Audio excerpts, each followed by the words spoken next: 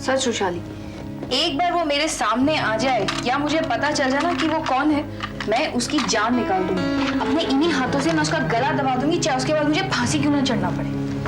अगर फांसी पर चढ़ना चाहती हो ना, तो उसके लिए चढ़ो जिससे तुम प्यार करती हो, उसके लिए नहीं जिससे तुम नफरत करती हो या जिस पर तुम्हारा गुस्सा है। अरे मुझे कितना गुस्सा है, उस आदमी ने तो मेरा जीना मुश्किल कर दिया। और हो ना हो, ये जरूर कोई अपना है जो ये सब कुछ कर रहा है। तुम्हें पता है रुशाली, उसे हर बात का पता होता है। मैं किस वक्त कहाँ जा रही हूँ, किस वक्त कहाँ से आ रही हूँ, क्या कर रही हूँ, क्या पहन रही हूँ, सब कुछ अंदाजा लगा लो वो तुमसे कितना प्यार करता है। इतनी रात को फोन उठा लो, शायद उसी का हो। तू पागल है, उठाकर देख तो लो। हेलो। काफी वक्त लगाती हैं फोन उठाने में। कौन हो तुम? आप जानती हैं। अरे तुम मेरे सामने क्यों नहीं आते हो? एनीवे, वो मैं आपके साथ बाद में बात करूंगा, पर फिलहाल आप मेरा गिफ्ट एक्सेप्ट कर लीजिए जो मैंने आपको भेजा है। Hello hello. काट दिया। यस जी, मैं कुरियर सर्विस से आया हूँ, ये आपके लिए। नाम और पता तो सही है ना? Only for Sonam. पता तो सही है, नाम भी सही है। यहाँ पे दस्तखत कर दीजिए।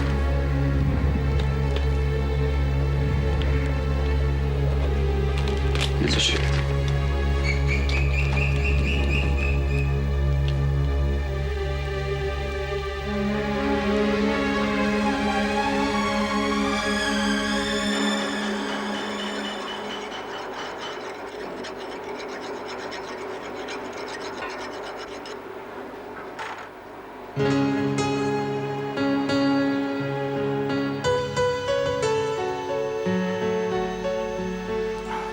लगता है इसमें थोड़ा तेल डालना पड़ेगा। इसमें थोड़ा तेल। सर आप संजीव, तुम अच्छे लग रहे हो काम करते हुए। जी सर।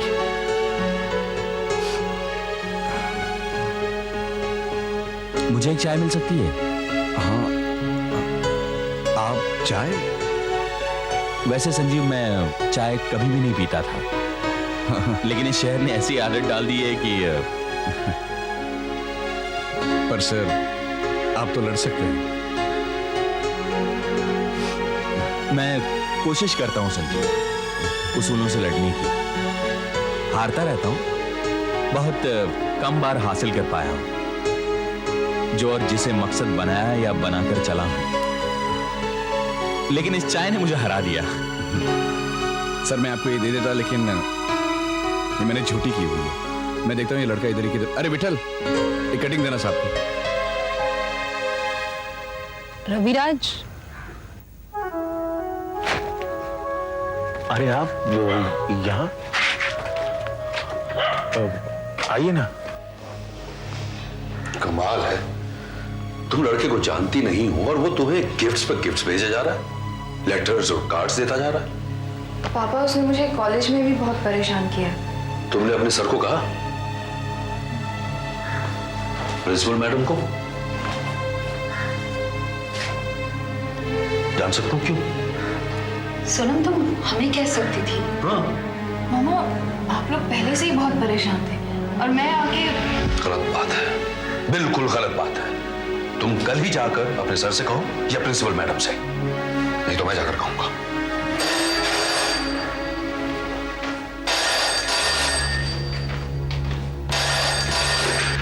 Hello hello hello. किसका फोन था? पता नहीं, कट गया। उसी का फोन होगा पापा, अभी अभी ऊपर भी आया था।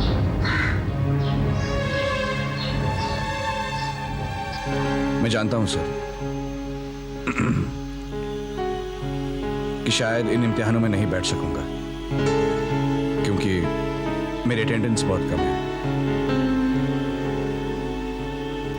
पर मैं आपसे एक बात कहूं सर, अगर मैं चाहूं तो मैं बैठ सकता हूं और कोई मुझे रोक नहीं सकता। ये तुम कैसे कह रहे हो संजीव? तुम एक इंस्टीट्यूशन को चैलेंज कर रहे हो। इंस्टीट्यूशन?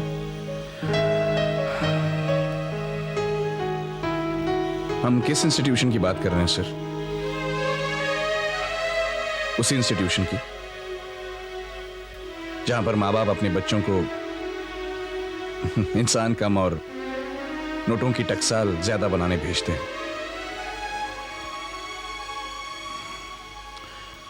डॉक्टर बनेगा तो इतना कमा पाएगा, पायलट बनेगा तो शायद इतना कमा पाएगा, अकाउंट्स में जाएगा तो इतना कमा लेगा, और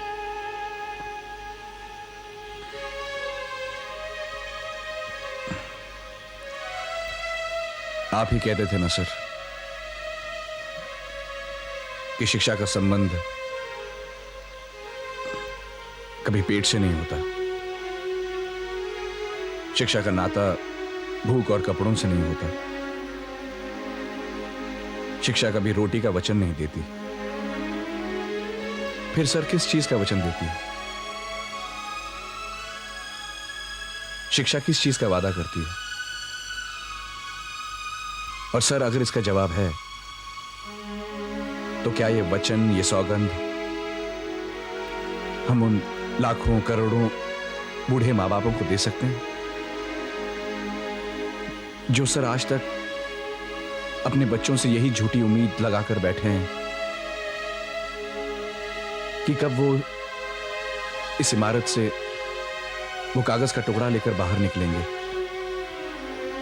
और कब उनके दिन पलटेंगे, कब वो नई सुबह आएगी। पीछे सर। रविराज, उस दिन संजीव जिस तरह तुम्हारे साथ पेश आया, उसका जो बर्ताव था तुम्हारे साथ, उसके लिए मैं बहुत शर्मिंदा हूँ। देखिए निकी जी, प्लीज आप ऐसे मत सोचिए। निकी जी, कहीं संजीव के इसी बर्ताव के कारण मैं खुद जान पाया हूं कि मुझ में कितना परिवर्तन आया है, कितना फर्क आया है इस रविराज में, जो संजीव की हर कड़वी बात को बहुत ठहराव के साथ चुपचाप बर्दाश्त कर लेता है। और एक वो रविराज था जिसमें ठहराव नाम की कभी चीज ही नहीं थी, सिर्फ कड़वापन था।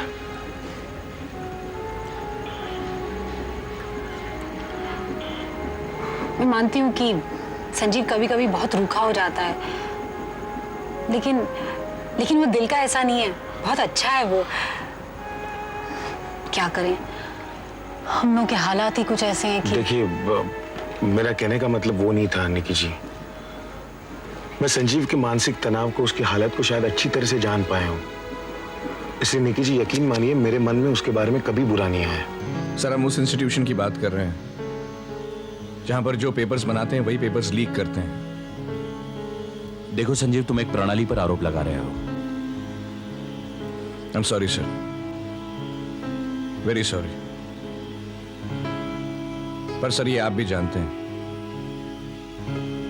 क्या कभी ऐसा हुआ नहीं कि यूनिवर्सिटी में इसी वजह से री एग्जाम्स हुए हों, या फिर क्या कभी पेपर्स लीक नहीं हुए? देखो संजीव, तुम उन सबको छोड़ो, मैं यहाँ तुम्हारे और तुम्हारे फ्यूचर के बारे में बात करने आया हूँ। मैं बहुत लड़ रहा हूँ तुम्हारे लिए। क्यों सर? आप क्यों लड़ रहे हैं मेरी वजह से, जब आप जानते हैं कि मेरा किसी चीज में विश्वास नहीं है? तो फिर क्यों? संजीव, हो सकता है तुम्हारी सोच गलत हो सकता है सर, बिल्कुल हो सकता है कि मेरी सोच गलत हो,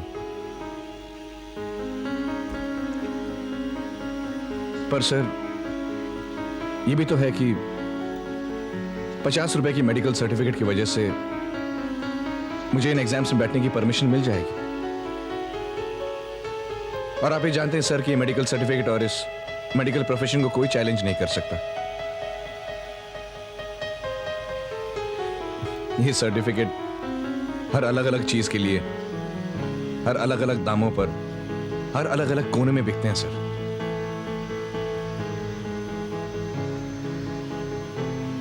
और ये आप भी एक्सपीरियंस कर चुके हैं। सर, हर वो विद्यार्थी जिसे ये वहम है कि इस 50 रुपए के मेडिकल सर्टिफिकेट की वजह से वो अपनी जिंदगी के सारे सपने पूरे कर पाएगा, इम्तिहान देने के बाद, उस विद्यार्थी के लिए अपने सपनों के लिए 50 रुपए की कीमत ज्यादा नहीं है sir. I am sorry sir, मैं इस वहम में नहीं जी सकता। मैं सपने नहीं देख सकता सर, क्योंकि मुझे नींद नहीं आती, और अगर आंख लगती है तो हकीकत थपेड़े मार जाती है। सर, इस हकीकत, इस सच्चाई से जूझते जूझते मैं थक गया हूं सर। चल अब ज्यादा मत सोच, सो जा, जाने दे उसे। नहीं रुशाली, मैं उसे जाने नहीं दूंगी, मैं उसे मार दूंगी। अरे मैं इतनी रातों से सोई नहीं है सोच सोच कर कि वो कौन है, वो कौन हो सकता है।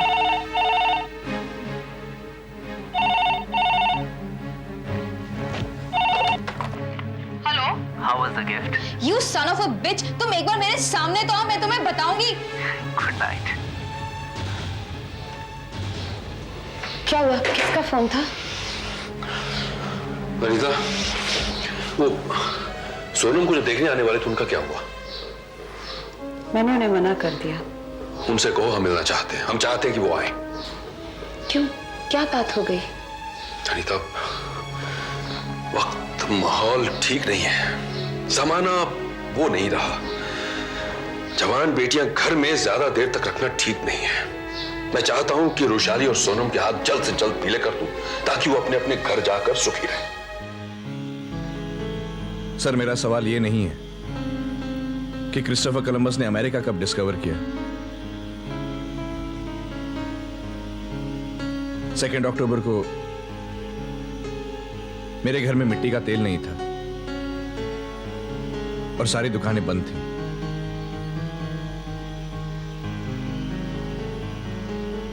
मेरा सवाल है मेरी मां की बीमारी और दवाइयां।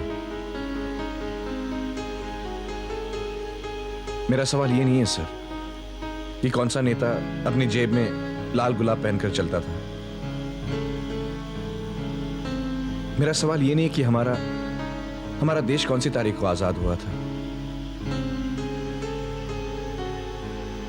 मेरा सवाल ये है कि मेरे बाप की फैक्ट्री में लॉकअप कब खुलेगा, वो काम पर कब जाएंगे।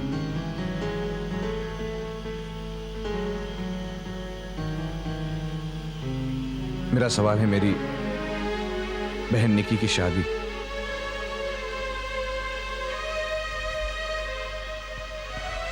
सर, जिस दिन आपके पास मेरे सवालों के जवाब होंगे, मैं उस दिन इम्तिहान में जरूर बैठूंगा और आपके हर एक सवाल का जवाब दूंगा।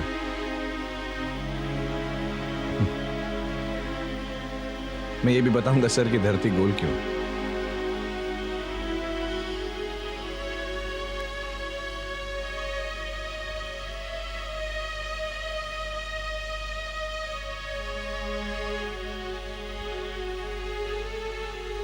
सर, दरअसल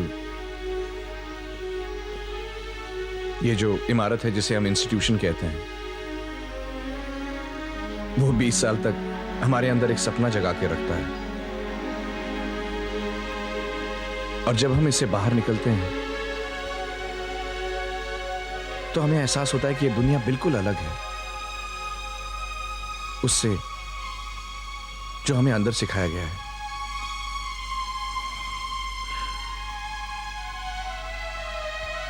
ये दुनिया बिल्कुल 360 डिग्री उल्टी है सर।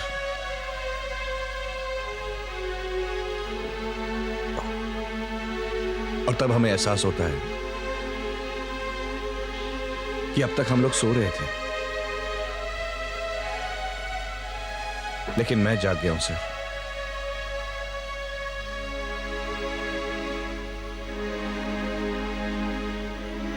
मैं चलता हूं संजीव, मैं तुमसे कल बात करूंगा। आई एम सॉरी सर, आपको बुरा लगा होगा। मैंने कहा ना संजीव, मैं तुमसे कल बात करूंगा। कम से कम तुम्हारे कानों में तो मिठास होगी बात सुनने की। सुन तो मीठा सकोगे, वरना तो जबान और दिल।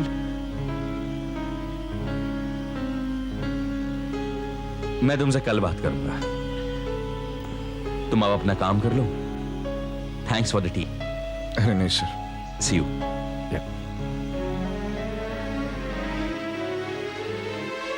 9 के बाद तो बहुत भीड़ हो जाती है बस में, इसलिए मैं 9 के पहले ही निकल लेती हूँ। अच्छा, आप अंदर आइए ना। नहीं आज मैं काफी थका हूं और शायद संजीव भी थका होगा। अरे ऐसा कुछ नहीं, आप आइए ना। नहीं, मैं सिर्फ मजाक कर रहा था, काफी देर हो चुकी है। बाय।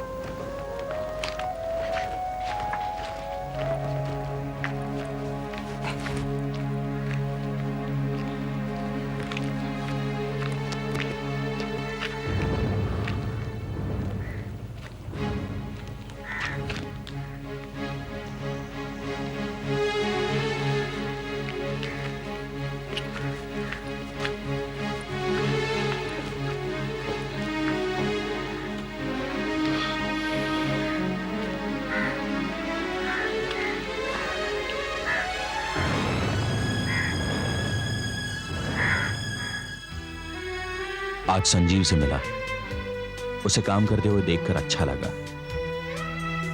वो। उसने अपनी एक दिशा चुनने की कोशिश की है। वो निकल पड़ा है उस दिशा में और खोजते ढूंढते उसे मंजिल मिल ही जाएगी।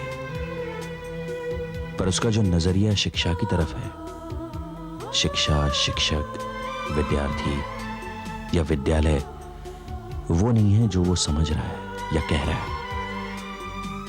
ये सुनकर तकलीफ हुई, पर कोई बात नहीं। सही क्या है उसे ये बताना भी तो हमारा ही फर्ज है।